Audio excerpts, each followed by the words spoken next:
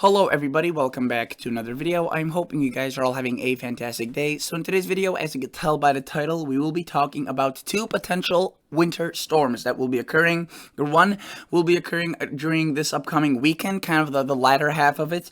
So yes, it's still a bit away. But then the second one will be occurring more during directly kind of around the Thanksgiving time. And again, the exact placement and date and really even for the first one are still unknown, but the pattern looks very active. Honestly, I'm pretty excited. There's a lot of stuff to cover. This first storm by itself is a handful. The second one is a handful. So yes, a lot of information, and yes, the threat continues to grow. So I do want to say that before we get into this, if you guys are new to this channel, hello and welcome. I am a weather enthusiast. I talk about the weather. Obviously, if you enjoy this video, watch through it first. Check out the channel. And if you do enjoy it, consider subscribing, consider liking. Obviously, don't do it just because I told you so, but subscribe if you do enjoy it. And if you have any comments or concerns, you could leave them down below. I usually answer most of the comments that I get. So let's start talking about this threat. So first off, I want to show you the main models that we usually kind of look at. And let me take a look at what the Canadian shows, right? So again, this is the first model, and I will show you two other main ones, and they all show two systems, but again, it's very far out at this point. So just bear with me and let's see what goes on. So I'm not talking about this storm. This is just one. It is a storm. It is occurring right now, but again, that's not the two I'm focusing on. So it does pass through. It does drop a bit of rain for the United States. I did get some rain here in my location today, and actually that's an old model run. Let's take a look at this one. This is the most updated one of the Canadian. So as we take a look at this, we do see that precipitation rain, again, that gets swept away. Here's where things get interesting. Again, it's towards the weekend time frame, right? You can see this is now into Sunday and Monday, where we see a cold shot of air, a pretty nasty one.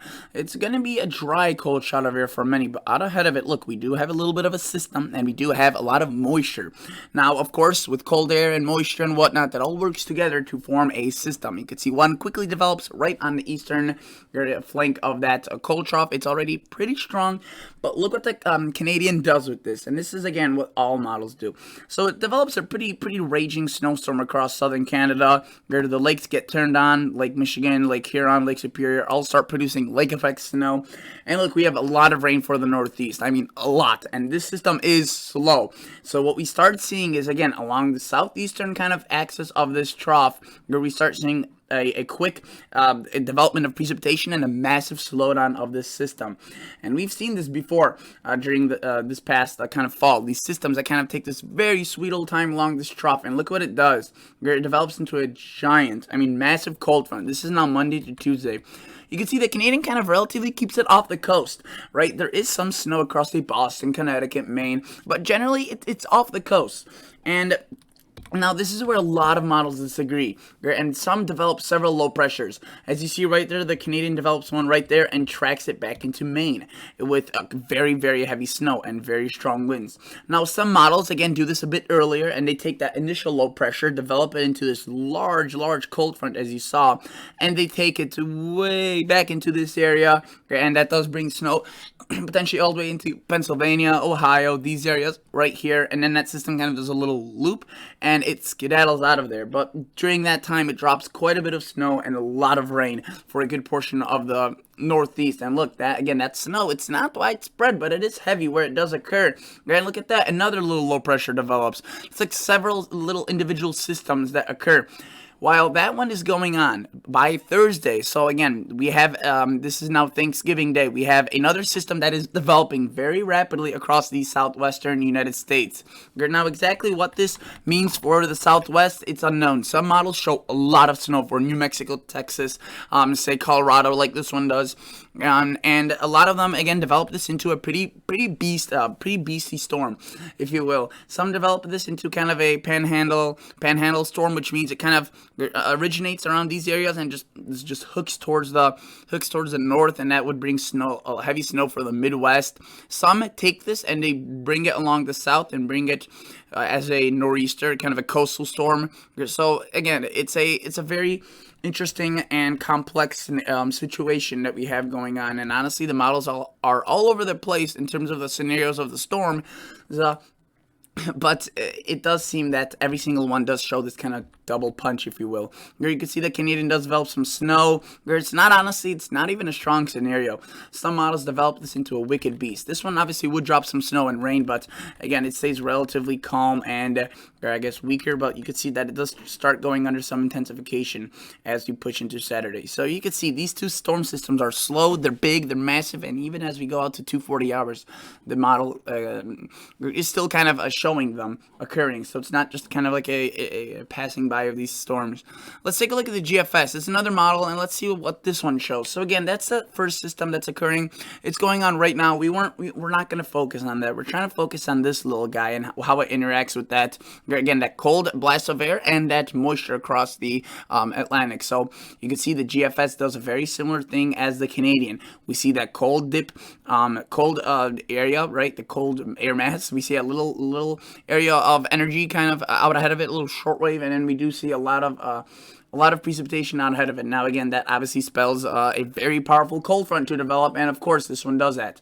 Where you can see some decent snow for the UP, Michigan, and for a lot of Ontario and Quebec, and we have a lot of rain out ahead of this. You're kind of making up that cold front. Look how strong that is, and you may think, oh, okay, it's getting out of here, but again, it's that same thing along the southeastern side of this trough. This low pressure, it really strengthens here. The winds in the atmosphere around the 250 millibar kind of area are 170 to 200 miles per hour, and these really intensify these systems really quickly. And we've been kind of seeing that already this year with some of them, but they've managed to kind of stay off coast. This one, will it or will it not? It's tough to tell. And will it be more of a rainstorm or a snowstorm?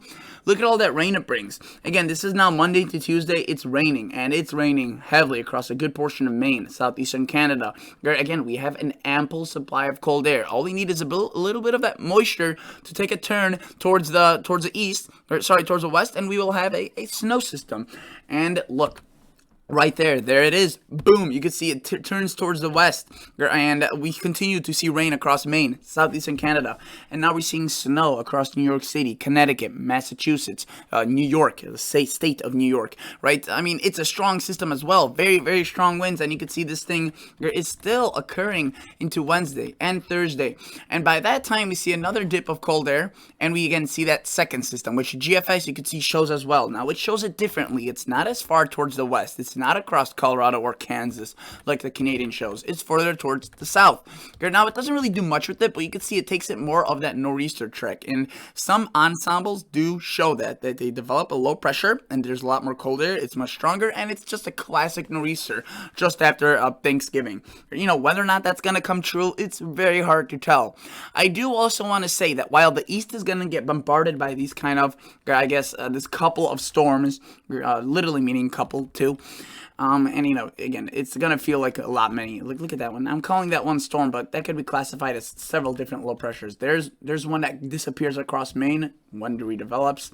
There's another one that redevelops. All right, that will be going on across the east, but across the west, the northwest has been active. It will be active. Look what starts happening. We start seeing precipitation dive down towards the southwest. Quite a bit of it. Look what the latest GFS does.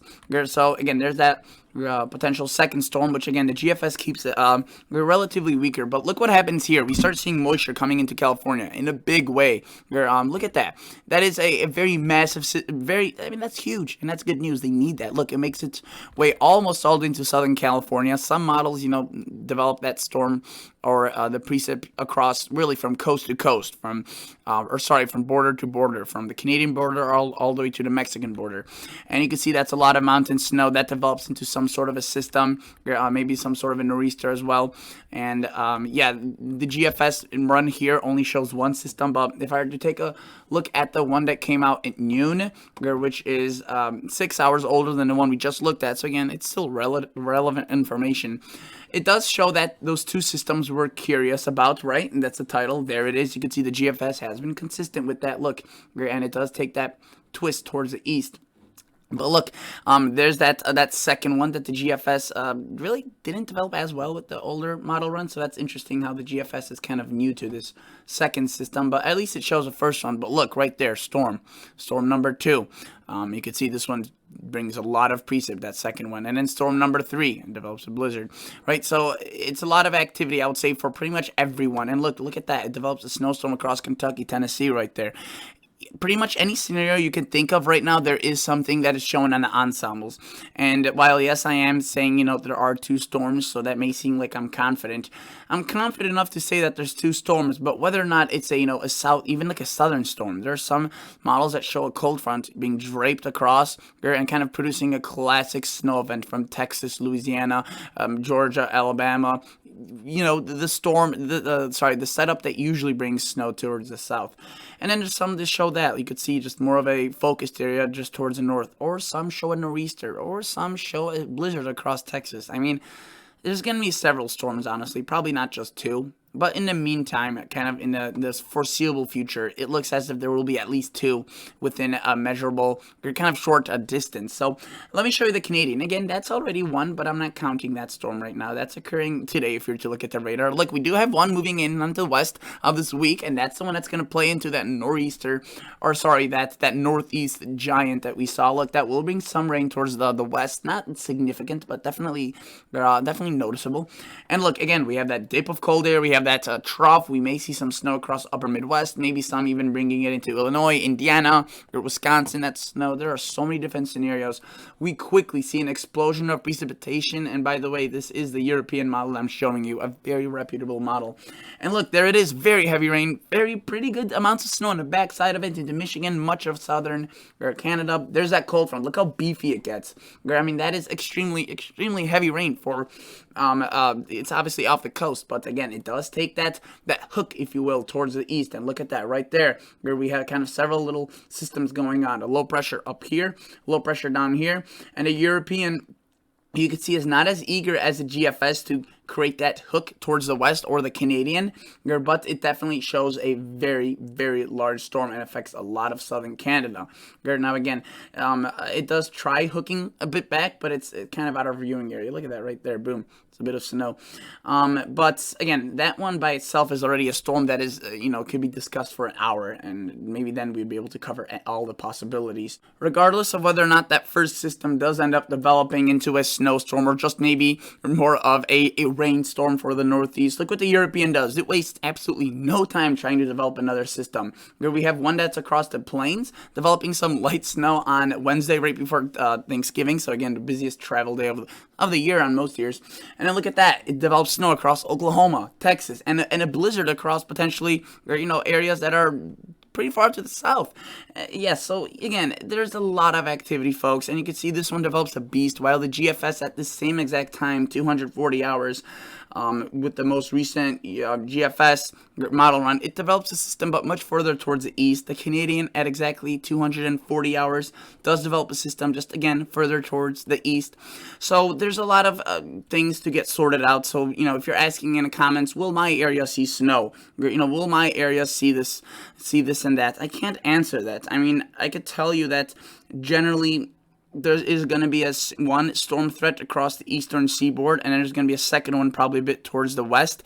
Whether or not that means you're going to get snow out of that, or you're going to get a rain, or is it going to be a lot of it? Are you going to be on a warm sector of that storm? I can't answer those questions. So the takeaway from today's video is pretty much that there is a very active pattern planned for delays on Thanksgiving week. It looks like a very stormy week. There are, again, 2 storm potentials, if not many little smaller one in between. And what I mean by smaller is like what the European showed, right? It shows that big one, that massive one across the eastern seaboard, and then it shows a little guy right there. That's going to cause some disruptions. And then of course we have that third one, that's a beast right there, and the fourth one kind of moving in onto the west. So a lot of activity, folks, a lot of delays. I'm pretty confident about that, especially since this is kind of like the first year after the pandemic and whatnot. People are this year it's going to be a lot more volume on in terms of traveling than last year. So keep that in mind. I guess a lot of people may have kind of gotten used to not having as many people on the roads or whatnot during these holidays. You get the point, right? There's a lot of new things going on, and with such an active weather pattern, yeah, it's going to be very hard. Notice this is the UK Met, United Kingdom meteorological model, where you can see it shows a decent area of snow from that northeast system. But again, it only shows snowfall, so I just kind of wanted to show you because I don't know why not, right? And these are the ensembles. So there's 51 of them, and again, as I said, there's so many that show different scenarios. Let's just take a look at a few, and let me show you kind of what they're all showing. So again, here's the timeline. Monday, this is November 22nd. So again, that first one, look at it. It explodes into a beast. Very heavy rain, right? A bit of snow on the backside potentially. Right there, affecting, say, Quebec. That's a large city, right? So, and obviously many other areas, but directly with snow, even in a relatively not snowy scenario from this model run, there still will be impacts. And then look, right after that, we do see a little disturbance across the Midwest, and boom, a potential large nor'easter, or that kind of takes a more inland path. So that's already one model. Let's take a look at another random one. I'm just picking these randomly, by the way. Look at that. It develops into a decent system. Definitely weaker than what most models show. It shows a little Clipper disturbance on Wednesday. And it does develop a second system. And I think this may be... never mind. But there are some models that develop a cold front in this similar fashion like this one. And they drape a pretty heavy snow band of 6 to 12 inches pretty far towards the south. So that is definitely something to watch for. And you can see this one does eventually kind of take that energy towards the north and east, developing, again, more snow in the long range. This winter looks very, very heavy, very front-loaded at the kind of the first half. I think that it will be an active November and December. Look at this one. Right, look at that. Boom, develops into a large system. Very heavy snow for the Canadian cities and the northeast, kind of United States cities. And again, we have that second system on Thanksgiving to watch for, which this one doesn't really develop. But I could show you a more clear example. I think this was one of the ensembles I was looking at earlier that developed that second one pretty vividly. So there's that first threat. Look what this one does. It develops a massive, massive area of precip. A lot of snow on the backside of into Pennsylvania and New York City. That's definitely a blizzard. There's no denying in that. And as we take this forward into Thursday, Friday, you can see a bit of a Clipper system. It tries developing some nor'easter threat, if you will. But again, I guess it doesn't develop that second one as powerfully. Again, I'm just trying to show you the different variations. You can see this one doesn't show a blizzard, right? But it still shows a lot of rain and disturbances across the eastern kind of seaboard prior to Thanksgiving. And then it does try developing. Look, it actually very successfully develops a system on Thursday and into Friday across the mid-Atlantic, kind of almost the south and into the northeast. And then right behind that, the pattern doesn't quiet down. Look, a nor'easter of some kind. It's a very active pattern, guys, and I know I keep saying that. I'm like a broken record, and I hate being in a situation like this because I can't give you enough detail. People are going to be asking, slow down, I can't get the exact date. It's not about showing you the date, okay? Like, let alone I don't know if these systems are going to be occurring in the same form these models are showing it, and there are, several day disparities between each solution, so... At this point, just as I mentioned, keep an eye on the forecast, plan for delays because if a system like this were to occur on Wednesday before Thanksgiving, yeah, consider yourself, probably, at these airports right here, if that were to occur, say for Pennsylvania, New York, consider yourself stuck at those airports. Seriously, that's not even an over-exaggeration, right? These are big beasts, especially with wind, snow, God forbid freezing rain. And again, right after that, like if that wasn't enough, many systems develop a second absolute monster. Look at this one. This brings snow all the way into Alabama, Tennessee, Kentucky. So, yeah, people are going to be like, I'll see it when I believe it. This is not going to happen. No, don't be foolish, right? There's many models showing it. It's just a matter of the details. Don't be foolish and get stuck at the airport and being like, should have listened to the weather models or should have at least used my brain, right? Because that's what you're supposed to do. So, in case some people forgot. Notice there's another scenario. Look at that. Develops that big system. It takes it off pretty quickly. You could see this one is a more quicker scenario. But again, it develops a more potent, large storm on actual Thanksgiving Day across Texas. You can see it's more of the scenario that takes it towards the south. It does end up developing a Midwest storm as well. So is a lot of activity, folks, and a lot of drama in the next coming weeks. I don't remember a pattern being this active and kind of unagreed on by the models in the sense of individual storms in a while. All models show an active pattern. Whether or not it's going to be more of a Canadian solution or the European, It's hard to tell, but yeah, I think several large storms are brewing, folks, and the best thing you could do is just stay prepared. All right, thank you guys so much for watching. Stay safe. I'll be making a video tomorrow, and hopefully we get some more details kind of pinned out by then. All right, see ya. Bye.